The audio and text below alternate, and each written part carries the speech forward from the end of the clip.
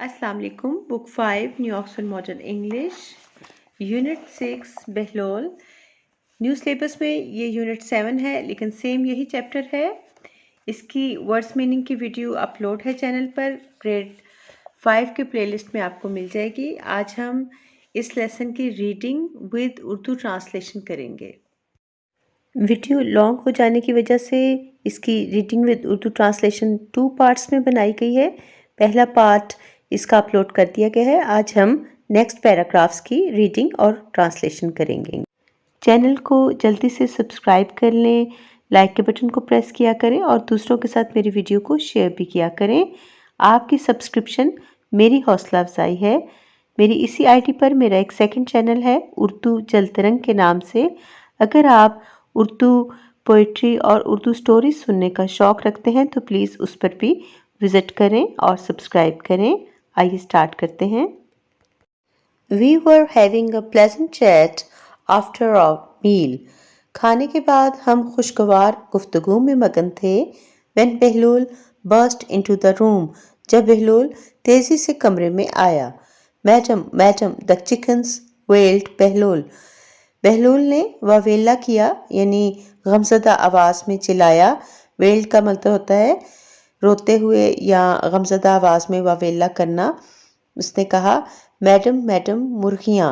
What's the matter, क्या हुआ? What about the chickens, मुर्गियों को क्या हुआ? I said with some alarm, मैंने किसी कदर घबराहट के साथ कहा। I looked at the empty plates, मैंने खाली प्लेटों को देखा। And stood up glancing nervously at my guests, और अपने मेहमानों पर एक घबराहट भरी निगाह डालती हुई उठ खड़ी हुई। They are dead madam, cried the cook wringing his hands, वो मर गई हैं मैडम। कुक यानी बावर्ची हाथ मलता हुआ चिल्लाया। Dead, what all of them? I asked, मर गई क्या, सबकी सब, मैंने पूछा। All of them dead madam, sobbed Bahlol, सबकी सब मर गई, बहलोल ने सिसकी ली। सॉफ्ट का मतलब होता है सिसकी लेना, आह भरना। And horrid out of the room, और जल्दी से कमरे से निकल गया। I have turn to my guests, मैं अपने मेहमानों की तरफ मुड़ गई। I am afraid we have a problem, I explained, मैंने उन्हें वजाहत की कि अंदेशा है कि हमें एक मसला आन पड़ा है। The cook fade some of our food to the chickens, बावर्ची ने हमारा थोड़ा सा खाना मुर्गियों को डाला था। And they have all died, और वो सब मर गईं। आई shall have to call for the doctor, मुझे डॉक्टर को बुलाना पड़ेगा। I don't know how to put this politely, मैं नहीं जानती कि ये बात शाइस्ता अंदाज में कैसे कही जाए। But may I ask you to please go to the bathroom and B सिक, लेकिन मेरी दरख्वास्त है कि बराए मेहरबानी बाथरूम में जाइए और कह कर डालिए। B sick asked the shocked visitors, कह कर डालें, मुलाकातियों ने हैरान होकर यानी सदमे से पूछा। Yes I am terribly sorry, I said, हाँ मुझे बहुत अफसोस है, मैंने कहा।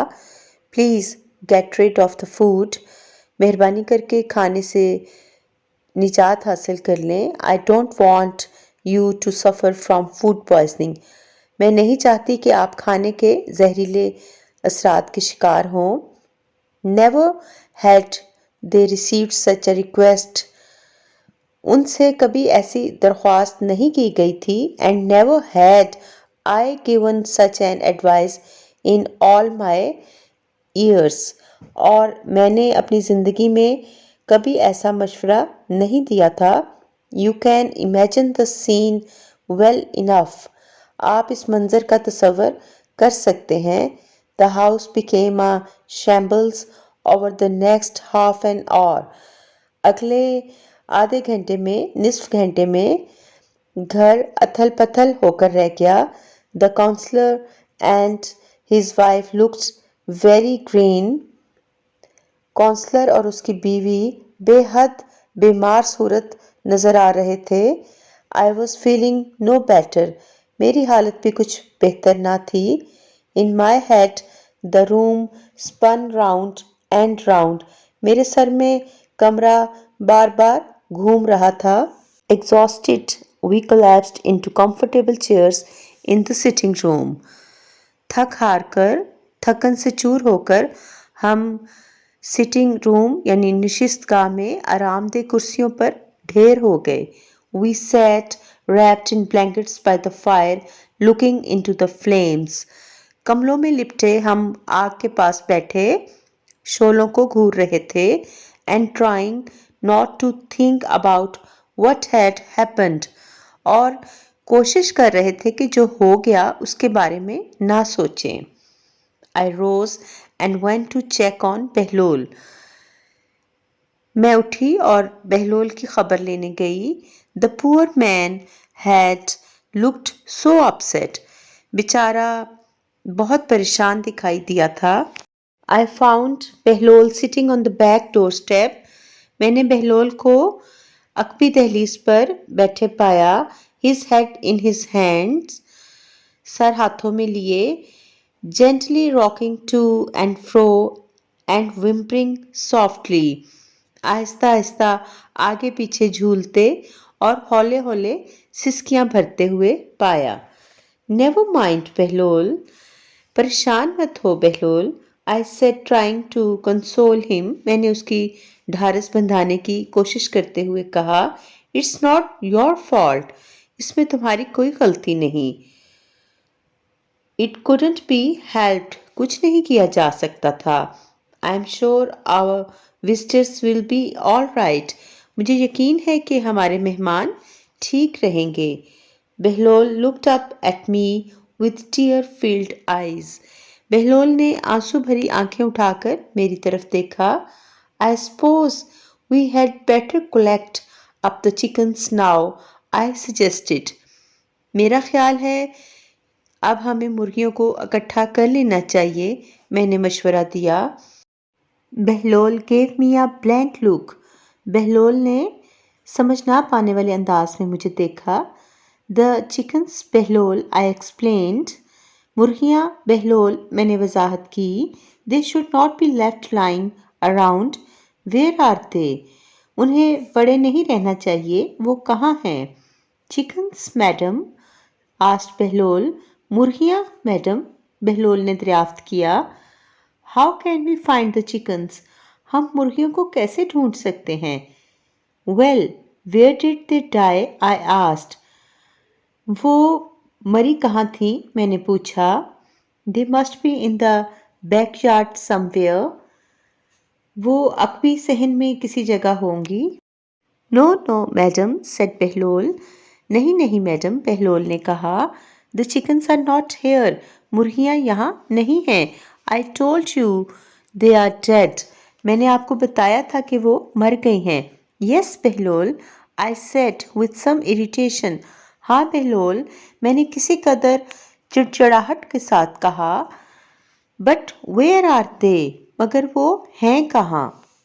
I don't know, said Bahlul. میں نہیں جانتا بہلول نے کہا. The fox killed them. لومڑ نے انہیں مارا. And took them away somewhere. اور کہیں لے گیا. Did they not die of food poisoning? I asked. کیا وہ کھانے کے زہریلے اثر سے نہیں مری؟ میں نے پوچھا. No madam, said Bahlul. A fox killed them. نہیں میڈم بہلول نے کہا. لومڑ نے انہیں مارا. I took a deep breath. میں نے ایک گہری سانس لی. I was too weak to attack the man. کمزوری اتنی تھی کہ میں اس پر حملہ نہیں کر سکتی تھی. I turned and walked unsteadily into the house.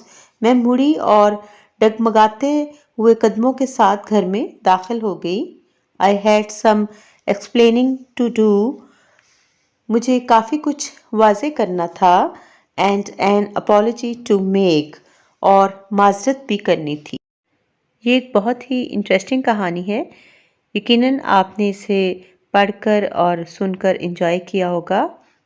Bahlul ایک نہایت سادہ لو اور نرم دل انسان ہے اور وہ کس طرح مرغیوں کے مرنے پر گھبرا جاتا ہے اور اپنی مالکہ کو بتاتا ہے اور جو مالکہ تھی وہ کس طرح غلط فہمی کا شکار ہو کر پریشان ہوتی ہے. یہ ساری سچویشن جو کریٹ ہوتی ہے یہ بہت ہی سٹوری کو فنی اور مزیدار بناتی ہے. Thank you. اللہ حافظ.